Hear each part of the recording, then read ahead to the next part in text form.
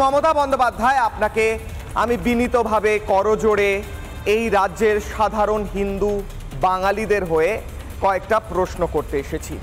সেই প্রশ্নগুলো আপনার কাছে, আপনি সরাসরি, আপনি ব্যস্ত মানুষ, যদি অনুষ্ঠান না দেখেন তাহলে ম্যাডাম আপনার যে টিম আছে যারা মনিটর করে রিপাবলিক বাংলাকে, তাদের মধ্যে অনেকে চিঠি পাঠায়, আমাদের অনেক প্রেমপত্র আসে, সেই সমস্ত কিছু আমরা যেমন দেখি, আপনারা কি করছেন আপনারা তো দেখেন আমরা কি করছি, তারা নিশ্চয়ই পৌঁছে দেবে আপনার কাছে। মুখ্যমন্ত্রী মমতা বন্দ্যোপাধ্যায় করজোড়ে বিনীতভাবে অনুরোধ যে হিন্দু বাঙালিরা আজ ঘর ছাড়া হয়ে রিফিউজি ক্যাম্পে নিজের রাজ্যে আশ্রয় নিয়েছে, তারা অপেক্ষা করছিল মুখ্যমন্ত্রী ম্যাডাম যে আপনি তাদের কাছে যাবেন, আপনি তাদের বলবেন আমি তোমাদের পাশে আছি।